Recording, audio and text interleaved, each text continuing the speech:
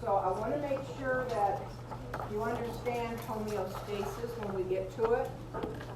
So first of all, we're going to talk about maintaining life.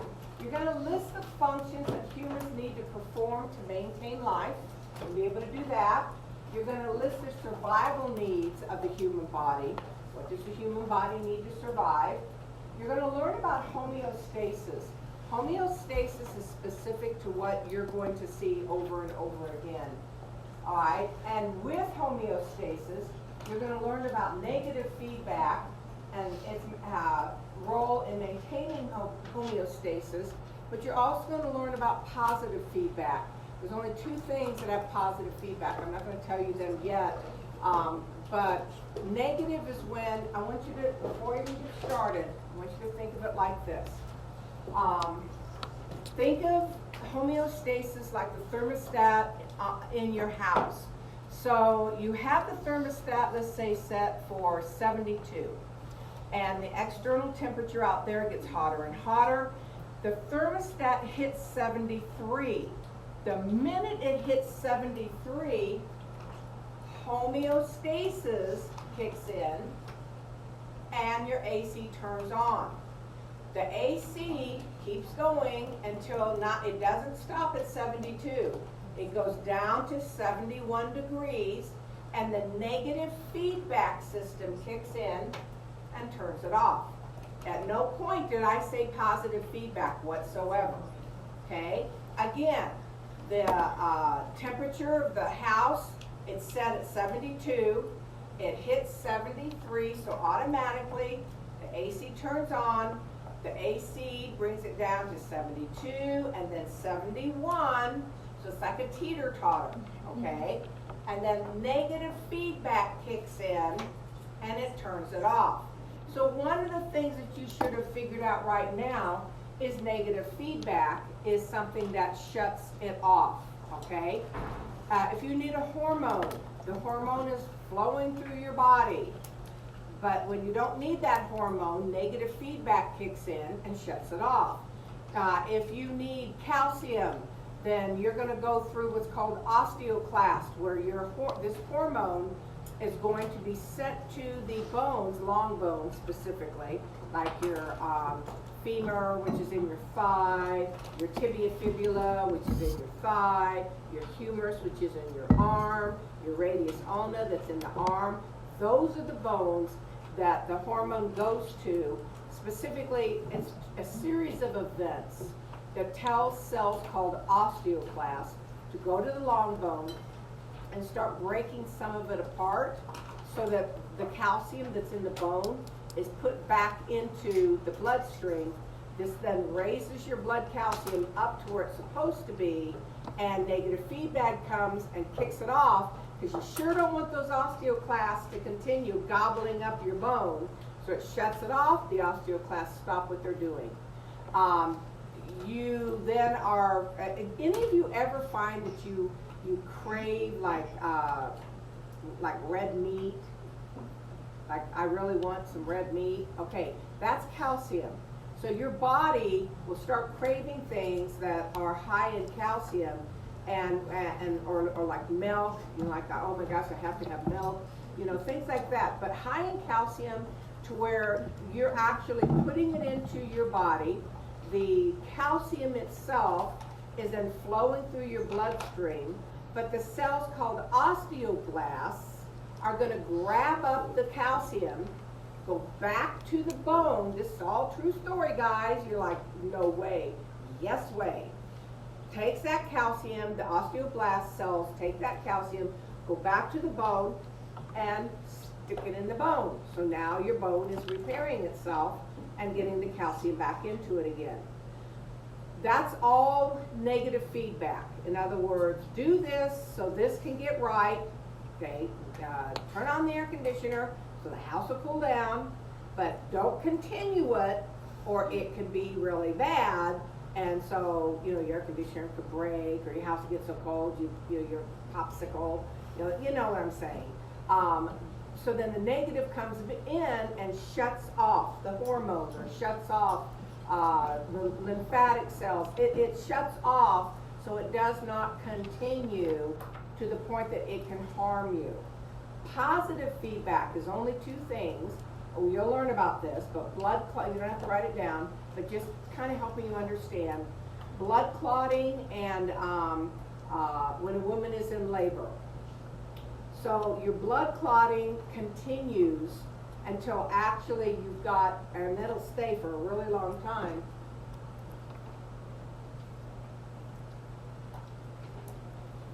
Oh, okay. Until you pretty much are starting to form your first thin layer to cover it up. So the blood clot keeps because your capillaries are burst, okay? So your body has to clot up the blood around that opening so that the blood doesn't keep flowing out.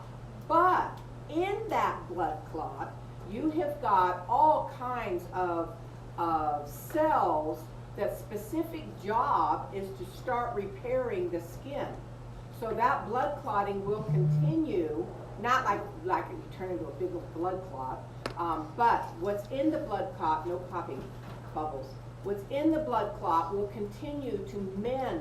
Once that first layer of skin is laid down, then the blood clot will dissolve itself, okay? And it'll stop forming blood clot. But that's why that's positive, because it will continue.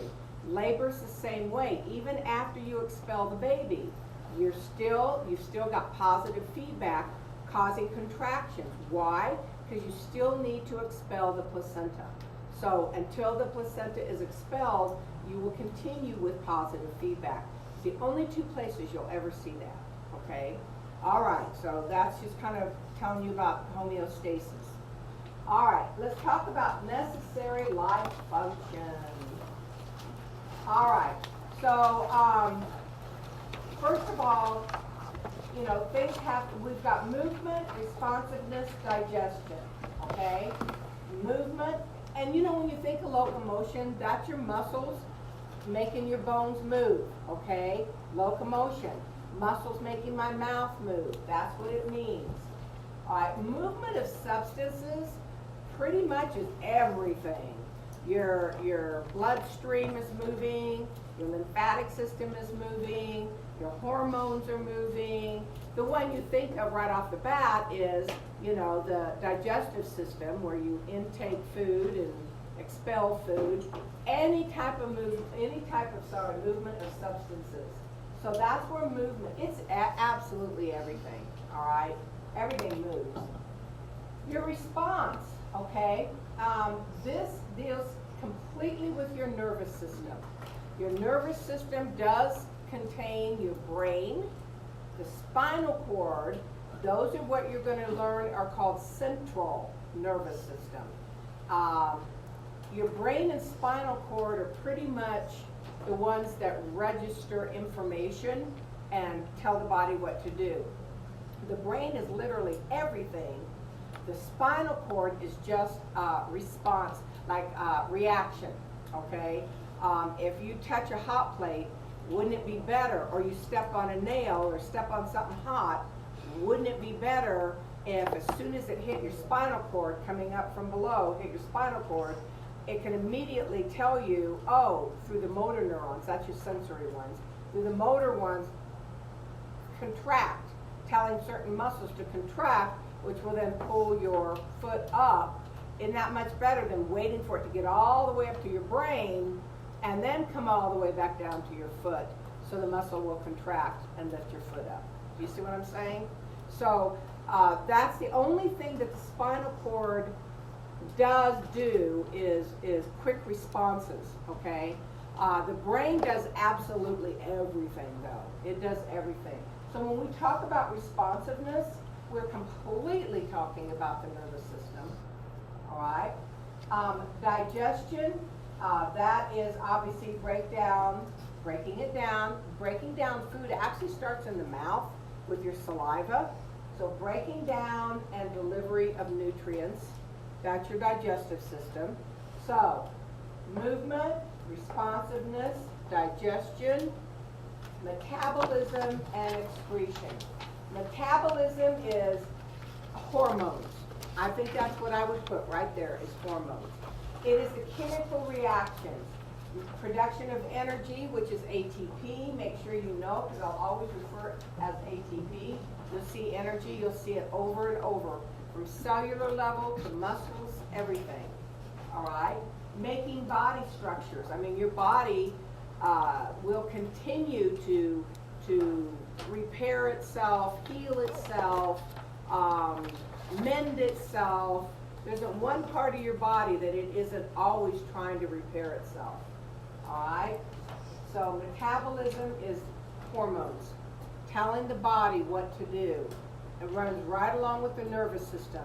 The brain begins the process of the hormones, sends information from the hypothalamus, you don't have to write this down, from the hypothalamus to the pituitary. Remember I told you how important that pituitary is. 95% of it is the anterior pituitary, 5% is the posterior pituitary, and then that from the anterior pituitary sends information to different tissues that will then respond to that and send more information. So it's kind of like an upside down tree, okay, where you've got the roots being the brain, and then the trunk being, you know, the pituitary gland, and then it starts branching off from bigger branches to smaller branches, kind of like that with the hormone system, just upside down. And so that is dealing with your metabolism. Metabolism is, if you really got down to the basics of it, metabolism is the chemical reactions within a cell. That's probably, if I was going to give you, if you were saying, well, what is metabolism? It's the chemical reactions within a cell. As you get older, your metabolism slows down. That just means that your cells aren't working as quickly as they need to be. And remember, cells is where everything starts. There isn't a single thing in your body that isn't dealing with cells first. All right, remember, if you're hungry, what's actually hungry, guys? Everyone? Cells. Exactly, cells. Excretion is waste. I already told you. Cells poop. You poop. Cells excrete uric acid. All right? You excrete uric acid. So everything starts at the cell, and your body just moves it along and excretes it out of your body. Elimination of waste from metabolic reactions just means cells. Metabolic reactions just mean cells. That's all that means. Okay? Continuing with life function, reproduction, obviously, you know, if we don't have babies, we don't have a society. And growth, increasing of cell size and number. Growth itself pretty much stops at around age 25 or so. Your brain is actually still making neural pathways, and is that means you're a spider who's continually making your web, okay, a little more intricate, filling in a few things here and there. Well, that's what's happening with your brain. Neural pathways are still being formed.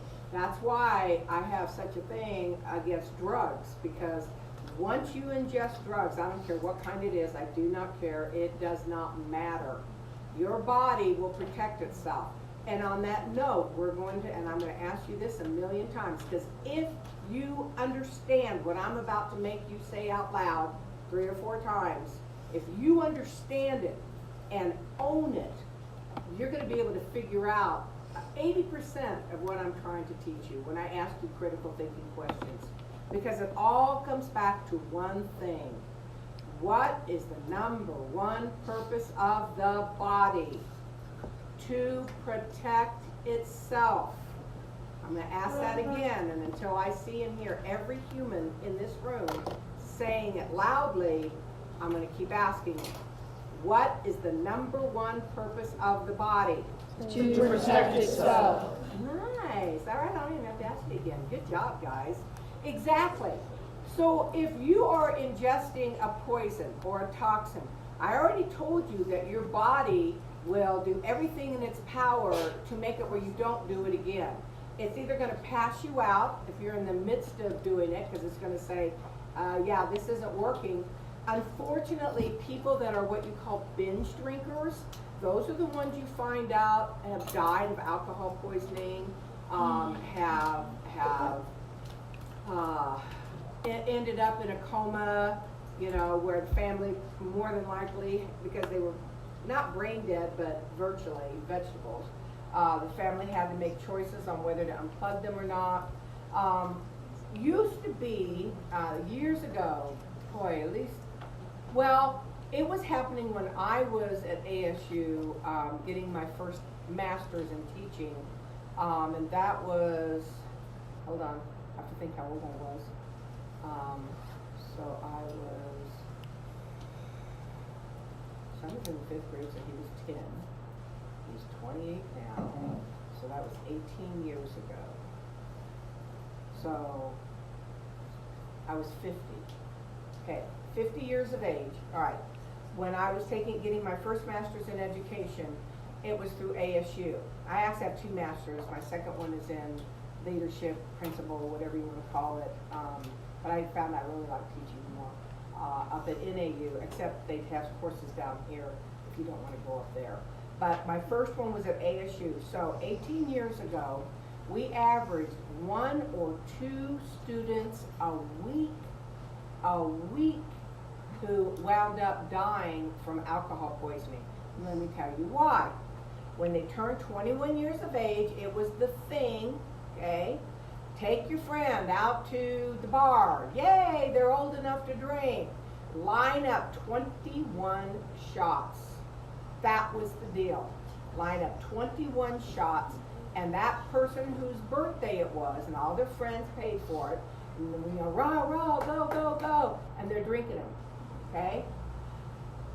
A lot of them, before they even got done, passed out, or projectile vomited, or when they passed out, they never came to, because usually you call an ambulance, or in some cases just dropped dead, okay?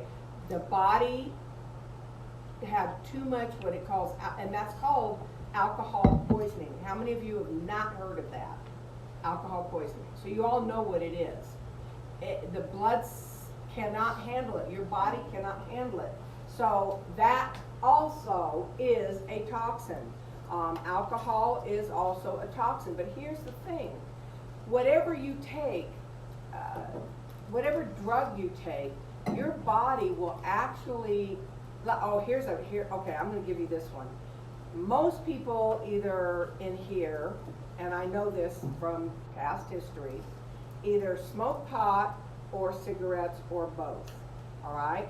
Did you know that the minute you start inhaling anything into your lungs, which is cigarette smoke or, and that's called secondhand smoke too, by the way, guys, or pot, that the alveoli, those are your air sacs inside your lungs, they'll stop producing. They won't make any more new alveoli at all. Now, why is this a problem? Well, unfortunately, when you get older, usually in your 50s or so, you start developing a lot of lung issues. The COPD that you hear about, #1 killer now, beats out cancer and heart attacks, by the way. COPD, chronic obstructive pulmonary disease, which is, pulmonary means lungs. When you start ingesting any kind of drug that also, they all go to your brain, unfortunately your brain stops making neural pathways. A friend of mine whose son started smoking pot, not knowing it was laced in heroin. Street pot, if you don't believe me, look it up or ask a policeman. I don't care, because I don't lie. Street pot, any kind of street pot, is laced in either crystal meth, they don't really do cocaine anymore, it's too expensive for the dealer, or it's laced in heroin. The scary part is that now that there's a poor man's heroin out there, that's similar to crystal meth, and unfortunately you won't even know. I can tell you if you're smoking pot, if you're somebody who smokes pot, and you pretty much just want to chill. You just kind of want to just lay back and do nothing. And this one is actually the more popular one. And you just want to chill. You know what I mean by that? Hang out at the park, just hang out at home, you know, invite some friends over, have a pizza, just chill. That's the one laced in heroin. If you smoke pot and you want to go do something, okay, hey, you know, let's go to the game, or let's go do this or go that, that's the crystal meth one, all right? My neighbor started smoking pot a couple years ago, 2-3 years ago, and when I smelled it, I knew instantly that it was laced in meth. And so I went to him and I told him, I said, you know, Michael, I said, since when are you smoking pot? And he goes, oh, I'm just having a lot of back issues. I said, that's not from a medical place. And he goes, no, it's not. How did you know? I said, because it's laced in meth. This is a true story, guys. I said, because it's laced in meth. And he goes, oh, that's bull. This is a friend of mine that sells it. He says, there's no way. And I said, maybe he doesn't know. I said, you know for a fact, we know that the neighbor here, you know, he made meth, but then he got busted 3 times, twice from my calls, by the cops, actually swatting the whole 9 yards. But his pot is laced in meth. And I told him, I said, you know, it's like a skunk. It smells really bad. It burns your nose hairs. And I said, you know, this is the same smell. And he goes, well, you don't know what you're talking about. I said, okay, just don't say I didn't warn you. Over the year, first year that he was smoking it, he started getting nasty. I mean, to the point I stopped speaking to him. Just nasty, just mean-spirited and angry. And I told him in the beginning, I said, you know, you're changing, you know that, right? I said, you're getting mean. And he said, well, he says, some people have told me that. He says, but, you know, I don't know what they're talking about. And I told him, I can't tell you how many times. It's the pot. You're old enough to get the medicinal if it's your back. Stop getting it through your friend. Go buy the medicinal. It's not laced in anything. He goes, well, just so you know, I tried that. And he says, and, you know, I didn't like it. And I knew why. I said, then you've been smoking this too long. It's the high of the crystal meth that has you hooked. That's why these dealers lace it. Pot, if it's not laced in something stronger, it won't hook you physically. It'll hook you mentally, and those of you who know me know about my brother's story. It'll hook you mentally, but it won't hook you physically. Physically, however, there's the issue, because crystal meth or heroin hooks you physically. My girlfriend's son started smoking pot when he was in the 6th grade, we found out. Not until he almost died as a sophomore. It was first quarter, sophomore year.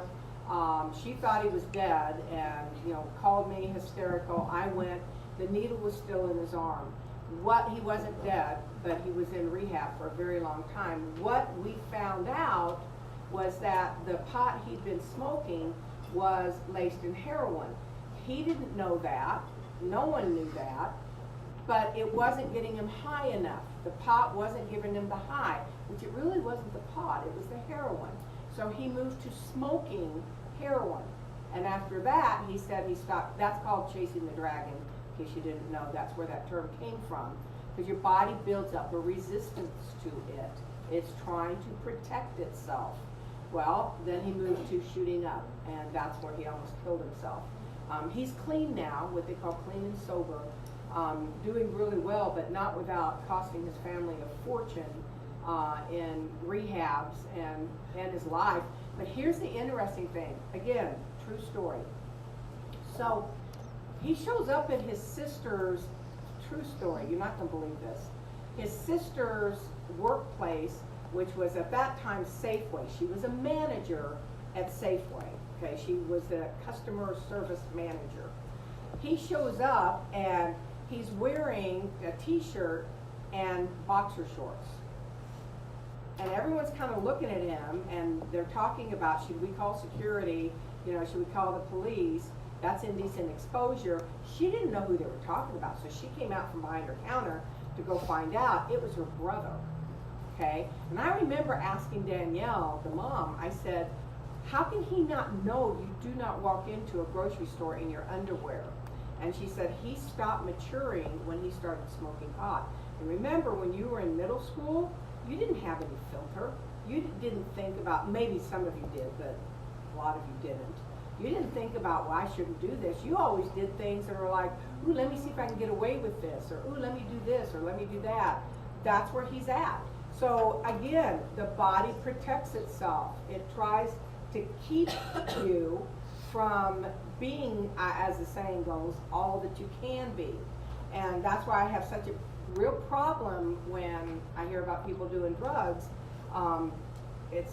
You're killing yourself, literally giving yourself an early grave, I can tell you that for sure, just based on the fact that you will not develop as many alveoli as you need. And if you get older, like I had another girlfriend who got married and her husband decided in mid-20s, something like that, wanted to start jogging, and then the next thing he started wanting to train for triathlons. He ended up having a heart attack. And you know what they told him? That his lungs were too small, he wasn't getting enough oxygen to feed his cells. A heart attack, and he died. He was like 31, something like that.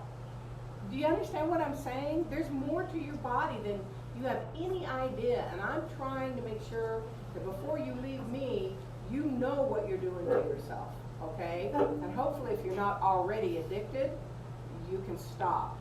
All right, so reproduction, growth. All right, we went off on a tangent there. Nutrients and oxygen, also survival needs. Chemicals for energy and cell building. Nutrients, that's all that is, guys. The breaking down of nutrients gives your body the hormones that it needs. Cellular metabolism deals with hormones telling the cells what to do. That's all nutrients are. They're just chemicals.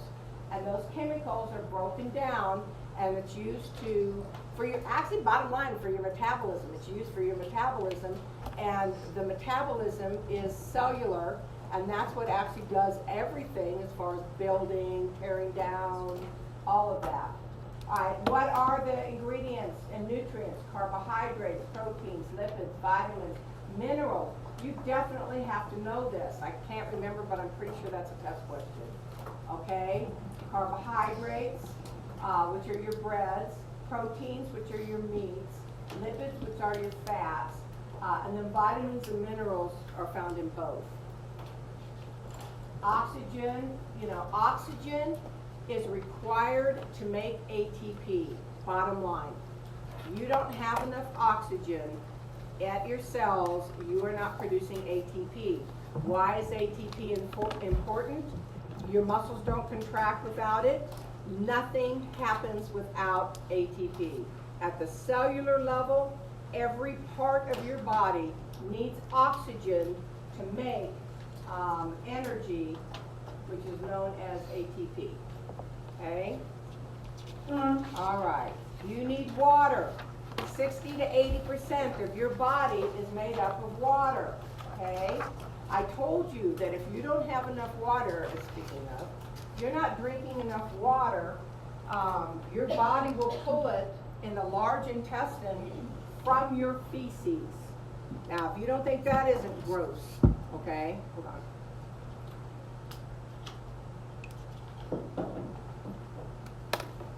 From your feces. So you have to have water. They say you should drink 8 ounces for every 10 pounds of body weight in a 24-hour period. That's what they say, okay? Water also helps stabilize your body temperature. If you're overheated and you drink water, it will literally cool you down. Atmospheric pressure has to be appropriate, all right, for the water to work. Has to be appropriate, but all you need to know is that water, 60 to 80% of your body weight is water, and it provides metabolic reactions. Okay, that's the main thing you need to know. All right, so homeostasis, I already started teaching you about that, but now here it is.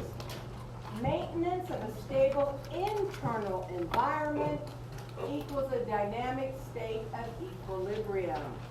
All equilibrium is the balancing of this. You want to stay straight across, like this. Okay?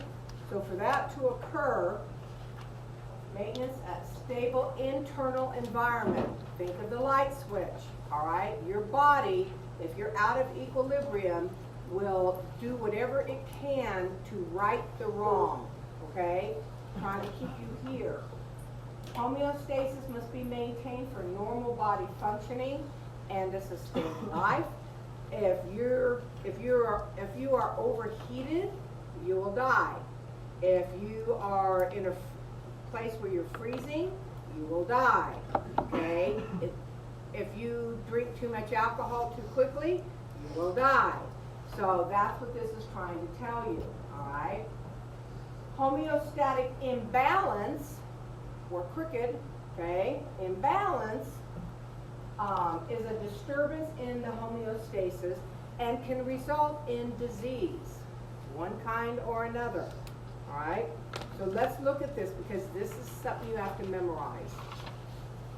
All right, starting on the left and moving to the right. All right? The first thing you need to do is get a stimulus. Please write nerve endings. Nerve endings are what provide the stimulus. Nerve endings. All right? You need a stimulus, all right, which will produce a change in the variable. Okay? You need a stimulus. Oh, ow, that's hot. Hot. Okay?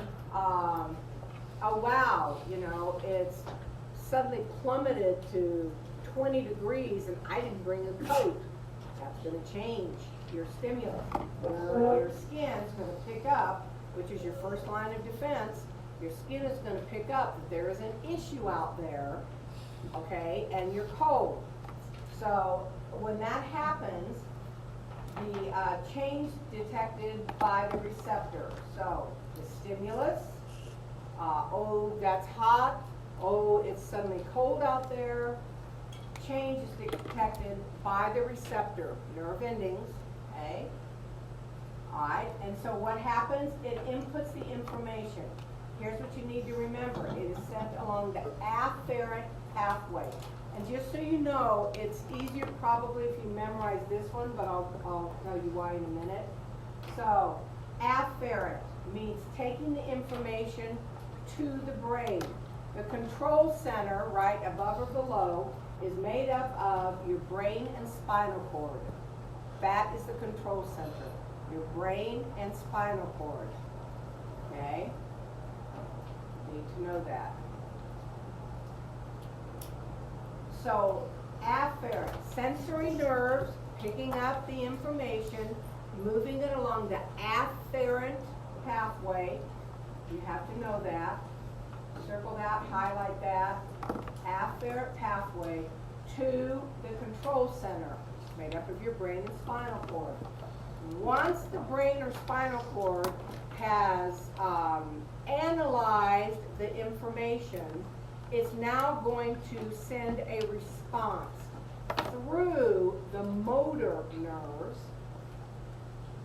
Put just like over here to the side, motor nerves, or here, motor nerves, wherever you want. Motor nerves, think of an engine of a car. You need a motor to make the car run. You need motor nerves to make a reaction occur, whether it's sending hormones, whether it's you walk outside and the first thing that happens is you get goosebumps with your little air-filled pockets of skin. You don't have to write this part down. This is me helping you understand it. Air pockets of skin. If that still doesn't work because it's too cold, then your muscles will literally start contracting very quickly. Okay? You know them as the shivers. If muscles are contracting, I already taught you, that warms up your body. The shivering that occurs is trying to warm up the body. If that doesn't work, the body then, through the motor neurons, okay, because if you're still cold, then the sensory nerves, the afferent pathway, are going to tell the brain that. So the brain now says, okay, goosebumps didn't work. Shivering didn't work, rapid contraction of muscles didn't work to warm the body up. Well, there's only one step left. That starts moving the blood from the extremities to your trunk, the core, your heart, your lungs. It starts moving all the blood inwards, medially to the core. That's where you hear about frostbite on your fingers and on your toes. Okay? Eventually, you can freeze to death. If even that doesn't work, the body has no more ability to warm you up. It's done everything it can to do what? Protect itself. Everybody? Protect itself. Now, are you seeing how that works and how you can figure things out just knowing that? So, here's the way I always memorized it. So, efferent is also known as effector, okay? Efferent, effector, exit. That's how I remembered it, okay? The brain, your motor neurons exit the control center. That's, so E. That's how it went, and the yes, there's a lot of test questions on here.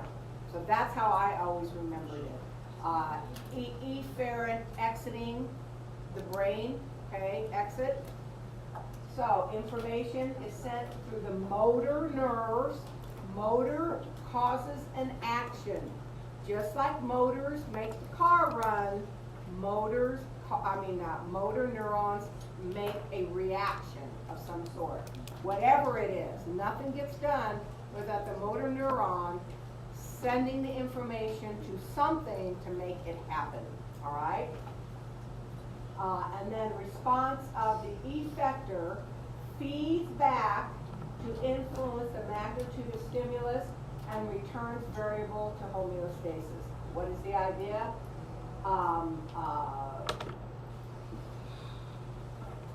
72 degrees, 73 degrees, information sent afferently to the thermostat. Thermostat sends information through the motor neurons or effector to turn on, to cool it down, to bring us back to homeostasis.